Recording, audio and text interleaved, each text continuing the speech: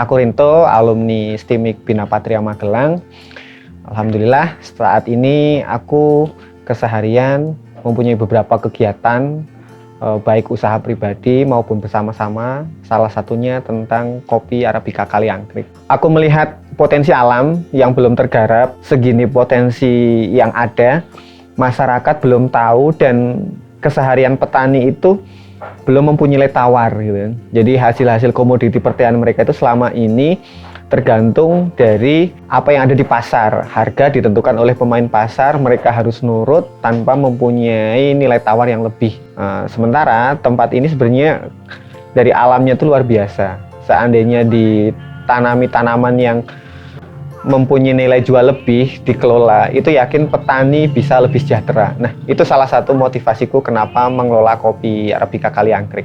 Dulu tidak ada kopi, terus kami mulai nanam di 2012. Jadi dulu komoditinya pertaniannya kayak sayuran, tembakau, yang pada aplikasi hariannya itu semua tergantung oleh para tengkulak. Sementara kalau kopi ini, sebelum mereka panen pun mereka sudah tahu harga berapa yang akan didapat. Apa yang kami lakukan bersama petani, secara bersama-sama belajar tentang sebenarnya industri kopi itu potensinya seberapa besar sih, gitu. Kemudian bagian-bagian apa yang ada di dalamnya. Terus agar kopi ini mempunyai nilai lebih, apa yang harus kami ketahui. Ternyata secara menurut penelitian, menurut teman-teman yang sudah expert di bidang kopi, 60% kualitas kopi, cita rasa kopi itu ditentukan di budidaya, yaitu kebun, petani, dan pasca panennya. Oh, berarti itu potensi yang luar biasa. Sehingga apa yang kulakukan adalah bagaimana agar petani ini paham bagaimana cara merawat pohonnya yang sehat sehingga menghasilkan kopi yang berkualitas dan nanti nilai jualnya itu lebih dihargai. Nah, yang kulakukan adalah bersama-sama belajar bagaimana petani itu paham. Ternyata bagian mereka itu mempunyai faktor fundamental untuk industri kopi secara umum. Kopi yang kami tanam, kebetulan ketinggian tempat kami di 1200 sampai 1600, sangat cocok untuk kopi Arabica. Kopi dengan varietas Arabica. Ini masih sangat minim, secara nasional itu baru 30% kesediaannya. Sebenarnya buat kami ini bukan kafe ya. Buat kami ini tempat ngobrol gitu kan, tempat nyeduh. Kalau duluan mana, bareng gitu kan. Niatnya kami adalah kami pengen minum kopi dari kebun sendiri dengan kualitas terbaik ya di rumah gitu kan. Semakin kesini banyak orang ya, loh kok ada jabarnya ngopi bareng di tempatmu yuk. Semakin rame. Ya ini menjadi tempat untuk umum yang mau ada minat dengan kopi, yang mau diskusi gitu kan. Kami sempat dikunjungi oleh Mas Sandiaga Uno dan Kemenparekraf itu tanggal 21 April 2021. Mereka melihat kami itu salah satu bagian dari ekonomi kreatif.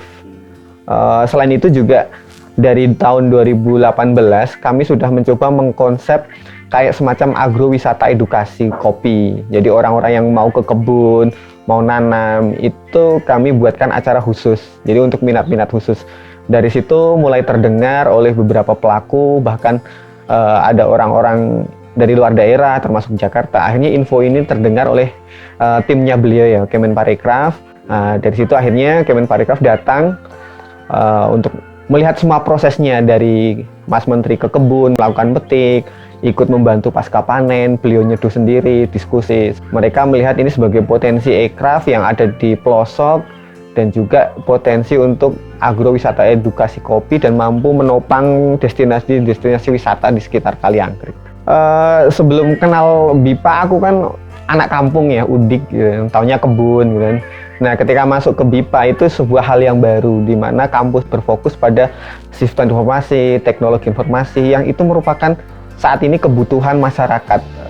Di BIPA, kita mulai dikenalkan dengan dunia teknologi informasi, baik website, baik aplikasi-aplikasi lain, sehingga mau nggak mau kita melek akan perkembangannya. Revolusi industri ini kita sedikit banyak mengikuti dan mau belajar. Dan ternyata memang keberadaan kopi Kaliangkrik itu lebih terangkat dengan keberadaan medsos gitu kan, entah website, entah akun-akun media sosial lainnya, yang sedikit banyak basicnya kami dapatkan di BIPA.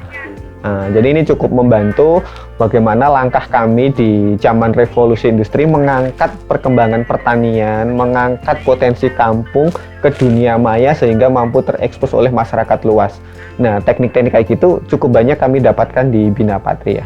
Aku cukup kagum dengan perkembangan Sarprasnya, luar biasa. Dan untuk kurikulumnya, kemarin ke sana aku sudah melihat wajah-wajah baru yang fresh, muda, dan mulai lebih melek teknologi. Dan hal ini mohon untuk dipertahankan, ditingkatkan, karena anak-anak muda sekarang itu lebih larinya ke segala sesuatu yang berbasis online gitu kan. Nah, ini menjadi peluang BIPA di mana menjadi satu-satunya kampus di Magelang yang fokus di situ, gitu, benar-benar fokus di situ.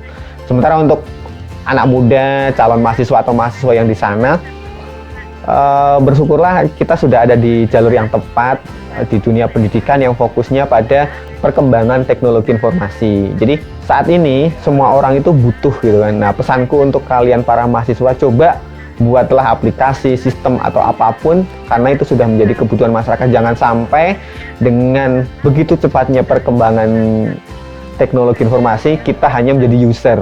Usahakan kalian disiplin ilmunya sudah di bidang itu, coba hasilkan karya-karya yang suatu saat bermanfaat untuk kalian dan orang umum. Dari aku paling itu.